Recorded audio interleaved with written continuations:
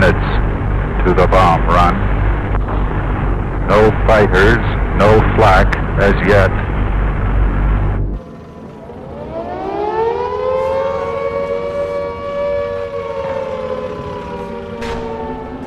Hasha yoi! Yoi! Ute!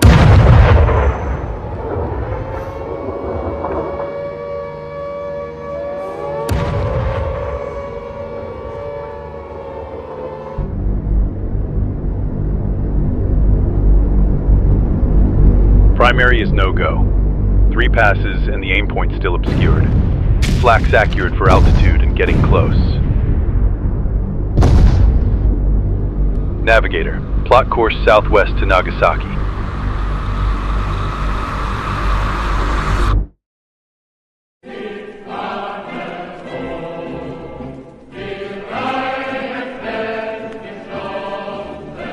In 1942, when Nazi Germany controlled much of Europe, the United States and its allies were working on the most secretive, ambitious project in history, the Manhattan Project, a race to beat the Nazis to the first atomic bomb.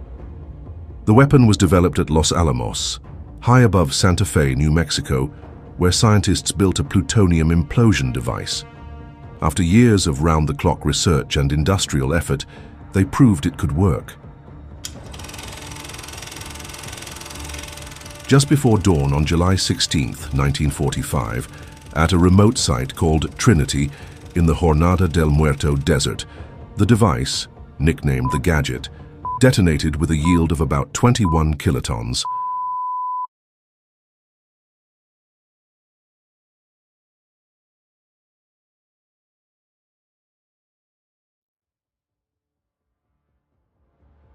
Night turned to day, and a man-made sun rose over the desert.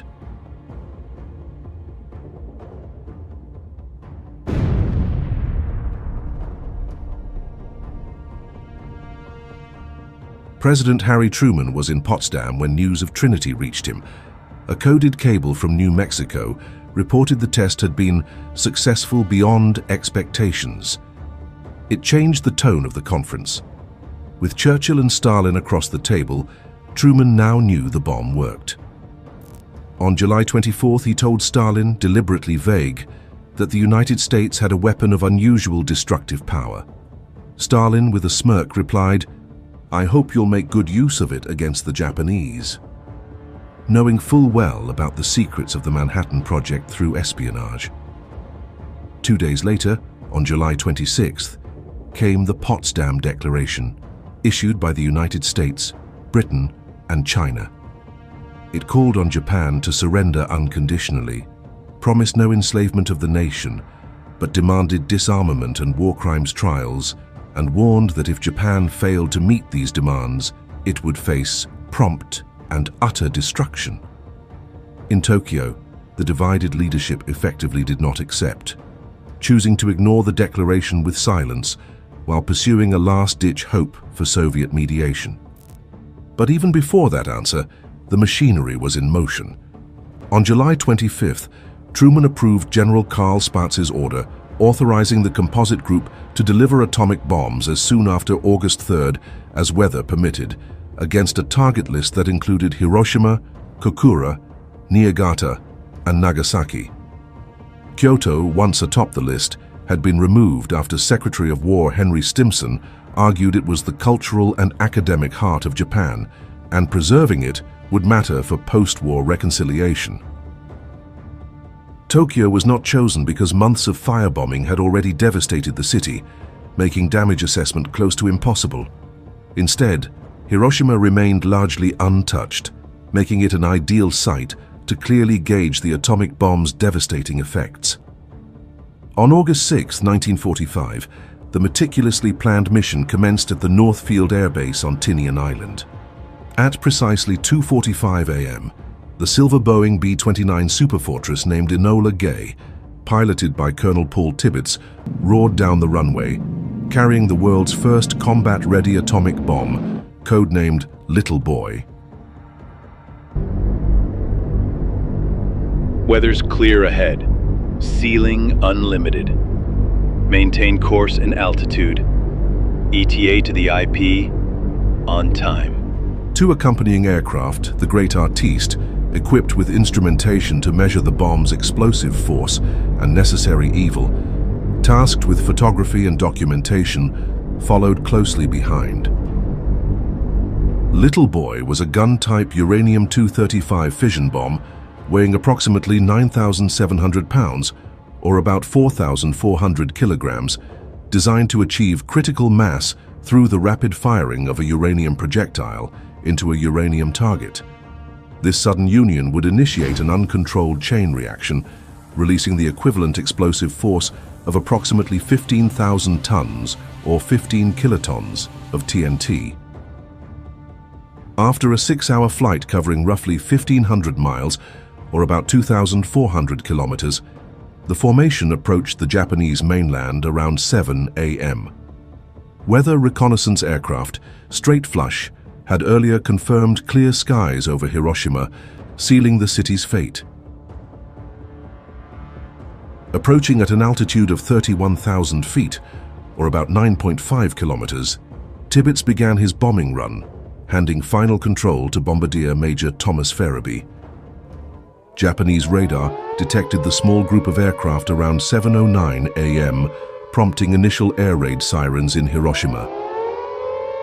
However, when observers realized it was only 3 planes, the military assumed it was merely a reconnaissance mission rather than a bombing raid. Tragically, they cancelled the alert, allowing daily life to resume in the city. At 8:09 a.m., the target, Aoi Bridge, near the city center, came clearly into view through Farabee's Norden bomb site.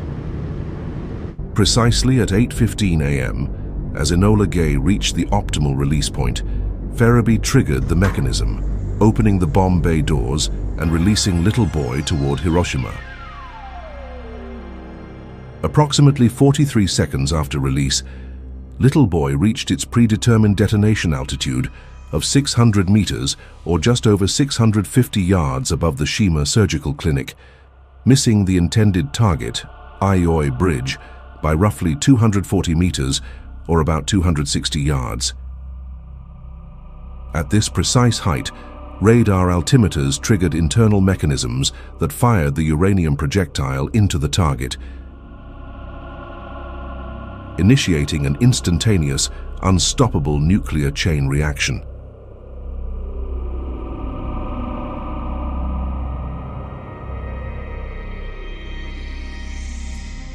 The explosion occurred in less than a microsecond, unleashing energy equivalent to approximately 15 kilotons of TNT. Instantly, a brilliant, blinding flash of white light engulfed the city, visible for miles around, momentarily brighter than the sun. Observers on the ground described an intense burst, followed by an enormous, deafening boom. A fiery nuclear fireball formed, rapidly expanding to about 200 meters or 216 yards in radius, vaporizing everything it touched. Radiating outward, the blast wave produced staggering devastation. Within roughly 340 meters or 370 yards, nearly all reinforced concrete buildings were obliterated, with fatalities approaching 100%. Outward to about 1.7 kilometers, or just over a mile, residential buildings collapsed, widespread fires ignited, and massive loss of life occurred. At even greater distances, up to 4.5 kilometers or 2.8 miles, the shockwave shattered windows, injuring thousands who had curiously approached windows after seeing the flash. The intense thermal radiation inflicted third-degree burns, penetrating skin layers deeply and rendering thousands of survivors severely disfigured or disabled. Within approximately 2 kilometers, or 1.2 miles, the heat was severe enough to cause instantaneous third-degree burns, and fires erupted throughout the city, creating a deadly firestorm that raged for hours. Of Hiroshima's roughly 350,000 inhabitants, approximately 70,000 to 80,000 people died instantly from the blast, heat, and immediate radiation, many leaving only eerie human-shaped shadows behind, permanently etched into pavement and walls. Thousands more perished over the following months and years, succumbing to radiation sickness, burns, and associated cancers, pushing total casualties to well over 140,000 people by the end of 1945 alone. Later that same day, President Truman addressed the world, solemnly declaring that if Japan did not surrender, if they do not now accept our terms, they may expect a rain of ruin from the air, the like of which has never been seen on this earth. Despite the unprecedented destruction, Japan's leaders, paralyzed by internal division and disbelief, still did not offer surrender. So the decision followed to drop another atomic bomb. On August 9, 1945, 3 days after Hiroshima was destroyed, another meticulously planned atomic bombing mission took off from Northfield Air Base on Tinian Island, aiming to compel Japan's surrender. This time, 6 B-29 aircraft were assigned specific roles.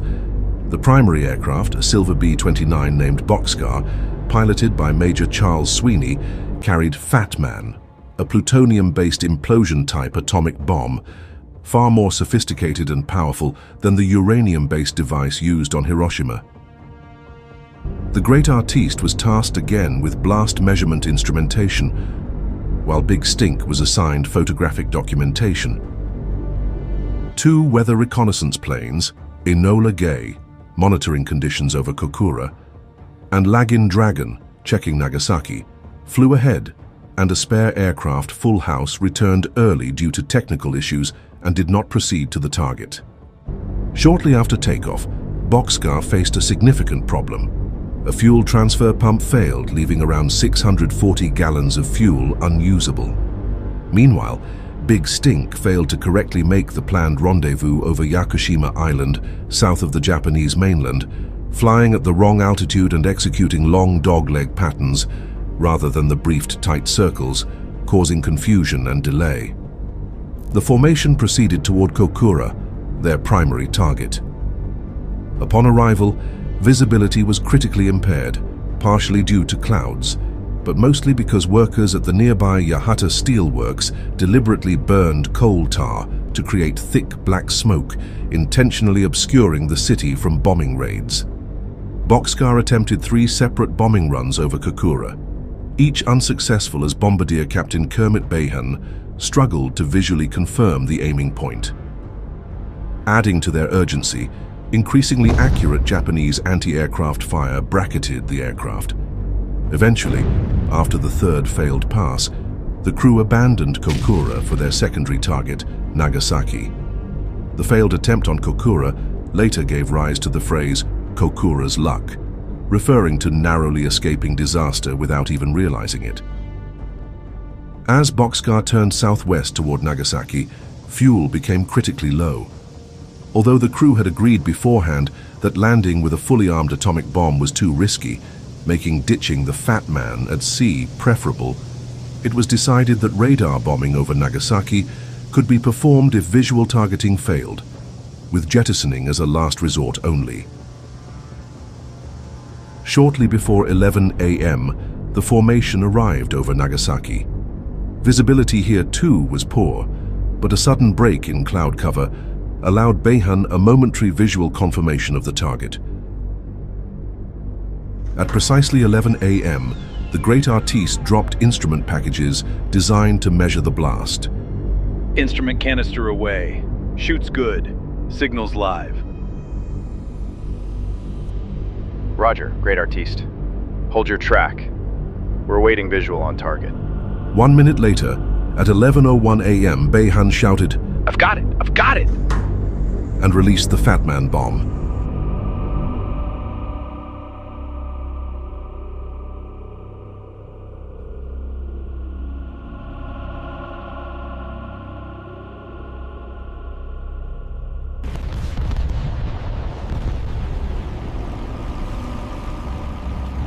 At exactly 11:02 a.m., Fat Man detonated above Nagasaki, unleashing another devastating atomic blast upon Japan.